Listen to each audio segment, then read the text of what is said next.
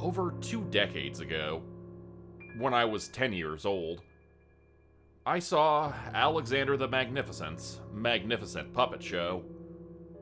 What happened back then still haunts me to this day. It was summer break, and I was as typical as a 10-year-old boy could have been.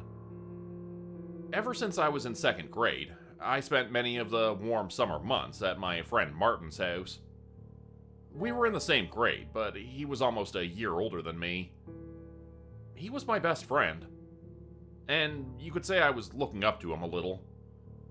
Well, not just a little, if I'm honest. Martin was the popular type, and had many friends in town. I, on the other hand, was a shy, reserved type. His friends, most of which I knew from school, accepted me well enough, but I still felt like I didn't belong to their group. We spent most of our days on the town's vast soccer field. It was there that we first noticed little Tony. The small boy, who couldn't have been older than 6, was eyeing us from afar, curiously. It took him a while to approach us, and it was already evening when he asked if he could play with us.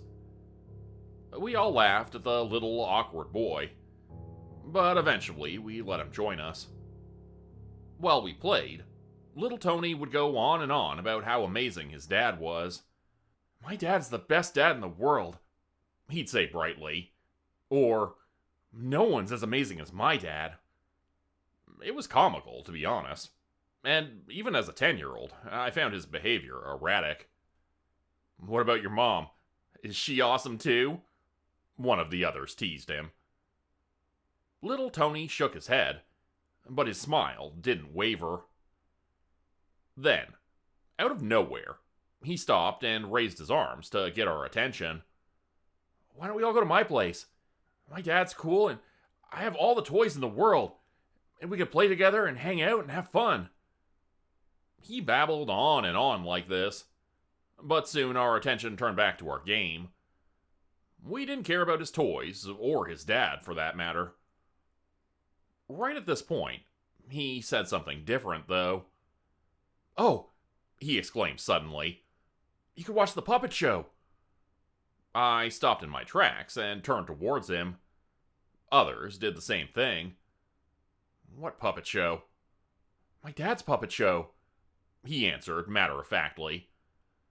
Little Tony kept talking about it, and we learned that his father was a famous puppeteer.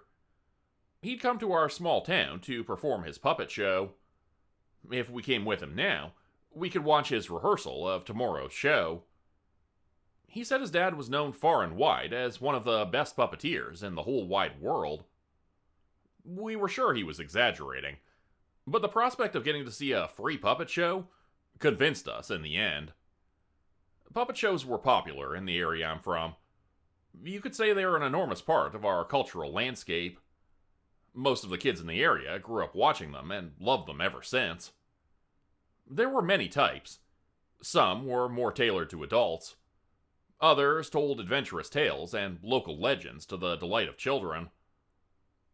Some of Martin's older friends rolled their eyes, pretending not to care, but I could tell they were as excited about it as I was. So, soon enough, we all joined in and went on our way, little Tony in the lead. Unfortunately, the small boy didn't have a bike, so we were forced to walk and push our bikes along with us. His father stayed at a small, old cottage outside of town. I think these cottages were once a popular holiday attraction aimed at city folks. Even when I was a kid, though, many of them were in disuse, and some of them were run down or completely abandoned. There weren't just the two of them, though, little Tony said. There were all his siblings, so it was never boring. The walk over there was annoying enough, but little Tony made it even worse. He kept going on and on about his dad, and how great the puppet show would be. It got on my nerves, and many others seemed as annoyed as I was. No matter how often we told him to be quiet, though, he rambled on, almost mechanically. The moment we made it to the cottage, a middle-aged man sprouting the biggest mustache I'd ever seen welcomed us. He ignored little Tony, who walked on, past his father without so much as saying a word. The man introduced himself as Alexander the Magnificent. With his flaming red robes and black top hat, he gave off the impression of a magician and not a puppeteer. I bet you're here to see the puppet show," he said in a loud, booming voice, and snapped his fingers. A tiny firework shot out from between them. We were all impressed by this. From a distance, we could see a few other kids, which we assumed were little Tony's siblings. None of them gave us any attention, as Alexander led us to an enormous stage next to the small cottage he lived in. We all oohed and awed when we saw the impressive construction. He spread out his arms in a grand gesture, and pointed at a row of seats in front of it. "The show will begin in but a few moments, my dear guests," he said in the same booming voice. He bowed again before he hurried towards the stage. As we waited for the show to begin, we noticed that the sun had started setting. One of the younger kids in our group complained. It was late, and he had to get home or he'd be in trouble with his parents. Peer pressure is a powerful thing, though, especially between kids. So it only took a few words to shut him up. It wasn't long before the curtains opened, pompous music played, and light flooded the stage. Alexander stepped forward to greet us again. "Welcome to Alexander the Magnificent's Magnificent Puppet Show, the most amazing puppet show in the whole wide world. You will see and experience unbelievable things tonight." The man's entire demeanor was one of pomp and grandeur, and again, I couldn't imagine him being a puppeteer. He threw his head back, lifted his arms high into the air, and once more fireworks went off above him. The curtains fell shut again, and a moment later the music cut out. For a few seconds, everything was quiet, before a happy and fun melody started to play. When the curtains opened again, the stage's background had been changed. There was now a canvas showing a green hill with a tiny house on it. "There was once a boy named Jack," Alexander narrated. I was psyched to see the puppets. I was squirming on my chair. But to my surprise, a little boy around my age entered the stage. This was supposed to be a puppet show, right? Weird, I thought, but kept watching. The little boy made his way to the center of the stage, and I noticed right away how weird and stiff his movements were. Jack wanted nothing more than to marry Jane. With that, a little girl entered from the other side of the stage. She almost skipped to the middle, but her way of moving was similarly stiff. When Jack told her, though, Alexander continued in a tragic tone, Jane wasn't interested. On the stage, the little boy moved toward the girl, but she shook her head and turned away from him. The little boy gasped before he turned back to the audience, an expression of misery on his face. Now what could Jack do to get Jane's attention? Could he win her heart with a present? The little boy looked around before he plucked a flower from the scenery and gave it to the little girl. She looked at it before she shook her head again and threw the flower away. The boy reacted in abject misery again. The entire ordeal repeated a few more times, getting more comical as it went on. Finally, Alexander narrated, our hero Jack set out on an adventure to find a present worthy of her love. With that, the first act ended, and the curtains fell shut. I wasn't the only one who'd enjoyed the show so far. Some of the other kids seemed to be as excited as me. Martin and two of his older friends seemed to be bored, rolling their eyes at the play, and I was a little embarrassed about my excitement. It was only a minute before the curtain opened again. Eerie music was playing, and the scenery had changed to that of a dark forest. Jack had traveled far and wide, but eventually he found himself trapped in a thick, old forest. With that, the little boy entered the stage again. "He didn't know," Alexander said, in a gloomy, foreboding voice, "that he was being watched the entire time." At this point, I made out the lurking, ominous figures behind some trees on stage. The music got creepier, and now all of us were hooked. As if on cue, the sun behind us vanished and twilight arrived.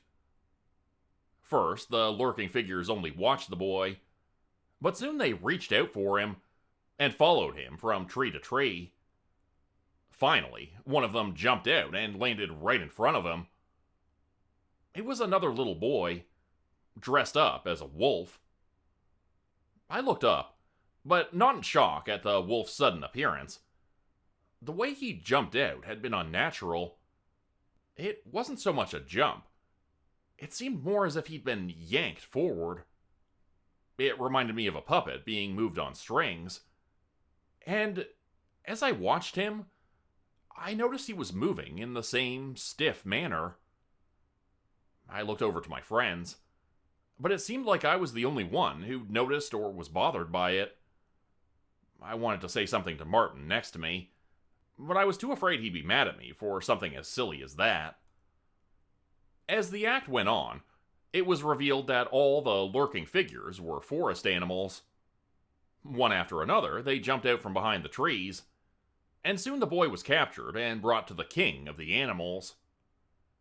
The king was a bizarre mixture of various animals. He was covered in a mix of fur and feathers, and mighty antlers that seemed to protrude from his head. The king of animals demanded to know what had brought Jack to their forest.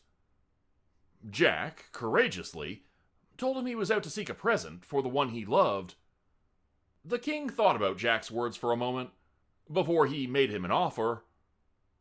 If Jack was to help them get rid of the evil hunters, he'd reward him with a magic crystal. A crystal that would grant him anything he desired. The little boy nodded a few times, and soon enough he went on his way with some animals in tow. With that, the curtains fell, and the second act ended. The third act was set at the edge of the forest.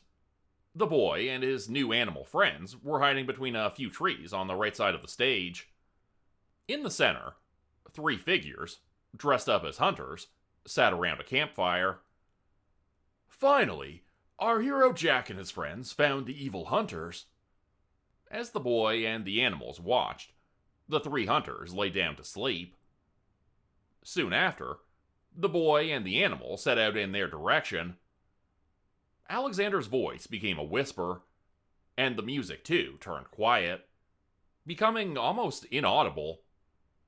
"They inched closer and closer, but the hunters were not only evil, they were also prepared." With that, one of the animals was caught in a trap, and in an instant, the 3 hunters jumped back to their feet. The music turned into a loud crescendo as a battle emerged on the stage. It was portrayed in an over-the-top, comical way. The animals clawed and bit the hunters, who in turn beat them with their clubs. They all moved in the same stiff way, making the entire battle look unnatural. What was even weirder were the sounds. When the kids hit each other, the sounds were too loud, almost wooden, reminding me of old superhero movies.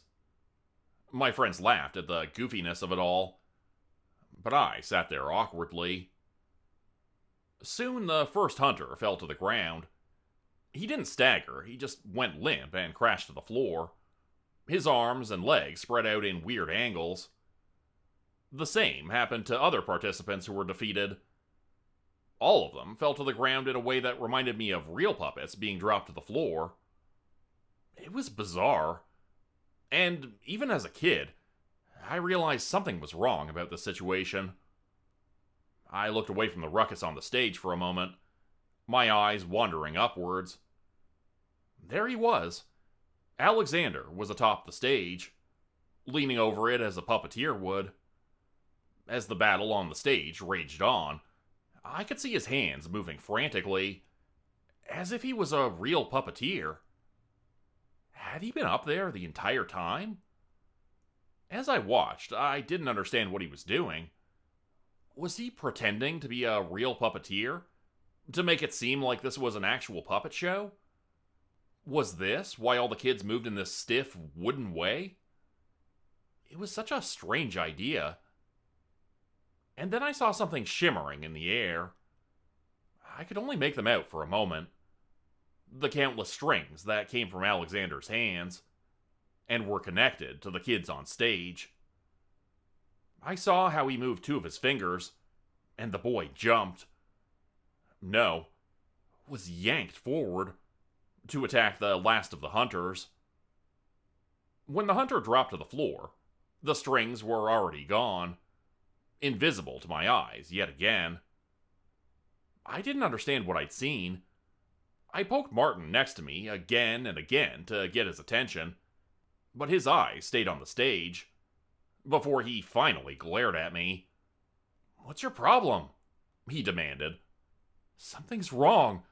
He's controlling them," I tried to explain, but broke up when Alexander's loud, thunderous voice announced the end of the act. When I pointed up to the top of the stage, the curtain had already fallen, and the man was nowhere to be seen. Martin turned away again, calling me a weirdo, and I was left sitting there confused. As the fourth act began, I saw him up there again, moving and weaving his hands through the air to move the kids on stage. I poked Martin again, but instead of turning to me, he poked me back.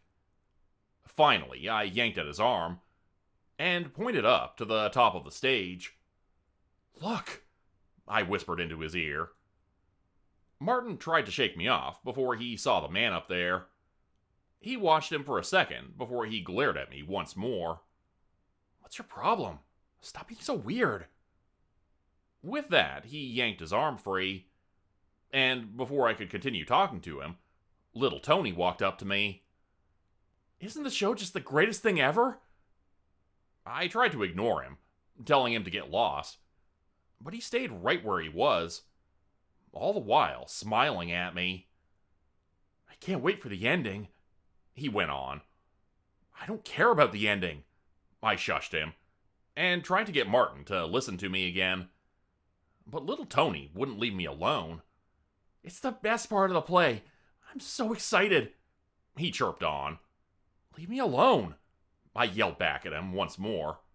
"Martin," I started, but he shushed me to keep quiet, and soon a few of his friends joined in. I hate to say it, but I was never one to put up a fight. So I sat there and turned back to the stage. I saw that the little boy was back on his way home, the magic crystal in hand. The back of the stage was moving as he walked on, changing from the forest to a grassy plain before he returned to the green hill. I noticed that the tiny house on the mountain was now destroyed. The little boy looked around before he found another kid, dressed as an old man, lying on the floor. Alexander began narrating the end of the play. "The moment Jack returned home, he learned from the old man that the hunters had been protecting the village. Now that they were gone, the wild animals had eaten all the villagers, leaving only the old man to tell the tale." The boy on the stage started crying, but then he looked at the crystal in his hand. "So Jack held up the magical crystal, whispering his solitary wish. 'I wish everyone was brought back to life.' There was one thing the crystal couldn't do, though. It could never bring the dead back to life. And so Jack learned that he'd been tricked, had been used by the animals, and become nothing but their puppet." With that, the curtains closed, and fireworks went off once more. The so-called puppet show was over. On the stage, the curtain opened again, and all the kids were there. The boy named Jack, the girl named Jane, the animals, the hunters, and the old man. On top of the stage, a light went on, and finally, everyone could make out Alexander. The kids on stage all came forward and bowed to the audience, moving in the same wooden way. My eyes went up to Alexander's hands. I'd hoped they'd be resting on top of the stage, that what I'd seen before had been nothing but my imagination. But it wasn't. Moving his hands gracefully, he controlled every one of the kids, and once more the shimmering threads were visible. Martin was watching it now too, and I could see that he didn't understand what he was seeing either. I saw another one of my friends raise his arm, pointing at Alexander. Finally, all the kids bowed for the last time. Two of my friends were clapping excitedly, some only a little, unnerved by what they'd seen. Martin and I were quiet. By now, I wanted nothing more but to get out of there. "Let's go," I whispered to Martin, who seemed to be frozen in his seat next to me. Before he could answer, Alexander spoke up again. "Well, it seems some of you," he started, eyeing me and Martin, "didn't quite enjoy our little puppet show. This makes me very sad, because we performed it just for you. Perhaps some of you are interested in giving us a little feedback. Or maybe," he paused, his mouth twisting into a grin, "would like to join us and help improve it?" I started shaking my head vehemently. "I just want to go home," I mumbled. "You should join. It's so much fun," he piped up. All the kids on stage were just standing there, their heads resting on their chests and their arms hanging at their sides. Alexander laughed. "It seems we have to insist." And right then, he yanked his hands upwards, and the kids on stage sprang to life again. With another jerk of his hands, they all jumped from the stage in unison, landing right in front of us. As they took another leap towards us, I stumbled over my chair, screaming in terror. I got back up, turned away from them, and ran. After only a few meters, though, my arm was caught, and I was yanked backward.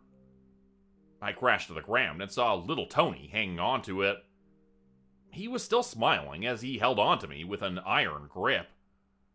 "You can't leave yet," he said in his happy little voice. I tried to yank my arm free, but that didn't do a thing. All it did was make his grip tighten, and his smile grew ever wider. As I watched, I saw that the other kids had reached my friends now. I struggled against little Tony's grip, tried to get free, but to no avail. Finally, in a sudden flash of inspiration, I raised my arm above the little boy's head. Even if I couldn't see them, I felt the invisible strings. I yanked at them as hard as I could and felt them snap. Little Tony's body became powerless in an instant. What happened next, though, still makes me shudder in utter despair. Do you know what happens when you remove the strings from a wooden puppet? It falls apart. That's what happened with little Tony. His arms and legs fell off his torso, and his little head rolled a few feet away. There was no blood, no wounds. His body simply separated into various parts. There was still skin, though. The places where his body parts had been fused together moments before were all covered in normal skin. Each part of him seemed to be its own distinct thing, made of flesh and bone and covered in skin. I stood there for a second, staring at the pieces that had once been little Tony. His face still wore the same joyful smile as before. When I looked up, I saw Martin. He was being held down by another puppet. He was squirming and crying, trying to get free. For a moment, he stared at me, his face a mask of confusion and terror. I stood there confused. Took one step forward, but I couldn't seem to move any further. Then something shimmered in the air and moved towards his body. The strings made contact, seemed to dig into him. His eyes grew wide. His mouth opened and his entire body shook before it went limp. By now, Alexander had noticed that I destroyed one of his puppets, and the one that held down Martin came for me. It jumped high, flew right towards me, and I barely avoided it from landing on top of me. I ran and rushed from the stage. For a moment, I saw another one out of the corner of my eye. It was gliding next to me, inches above the ground, its arms stretched out trying to get to me. For a moment, I felt its cold, stiff fingers brush over my shoulder, before it was yanked backwards. Alexander's strings, I realized. They couldn't reach any further. I don't know what happened afterward. I must have taken my bike and driven home as fast as I could. Not to Martin's home, but all the way to my parents'. They were confused when they found me outside. More so when they saw the state I was in. I learned later that it had been long past midnight. I'd arrived crying and shaking, banging on the door and screaming for them to protect me from the puppets. My friends went missing that summer. 7 kids, including Martin, were never seen again. I was questioned countless times. And, needless to say, they didn't believe a thing I told them. They probably thought I was too shocked, or worse, that I was downright lying. They still checked the cottage, but they found no trace of anything I described. No Alexander, no puppets, and no stage. I told them that everything must have been hidden away. Alexander the Magnificent must have left. But no one had heard about a man like that, or his infamous puppet show. In the end, my friends stayed missing. They still are to this day. As the years passed, I put the story away, hid it in the depths of my mind, telling myself it was nothing but a terrible dream. A week ago, though, I saw something on my way through town. It was a little boy, approaching a group of kids on the soccer field. "Hey there," I heard him call to them. "I'm little Martin. You should all come to our puppet show this evening." When I turned around and saw his face, I froze in terror. It was Martin's face. He looked exactly like he had over 2 decades ago, and was smiling as brightly as little Tony had. Become a channel member today for early access, bonus videos, and special emojis only available to members. Check out the description below or click the join button for more info. If you'd like another way to help support the channel, please consider joining my Patreon page at patreon.com/JordanGroupHorror. As a patron, you'll get access to bonus videos and content. You'll be credited at the end of every video going forward, and if you decide to stay for 3 months, I'll name a character after you which will be featured in a Hollow's End story. Links to join the Patreon are in the description. Thanks everyone for listening. Please like, subscribe, and comment to help the channel continue to grow, and see you again next time at 4 p.m. Eastern Standard Time. Hope you have a great night.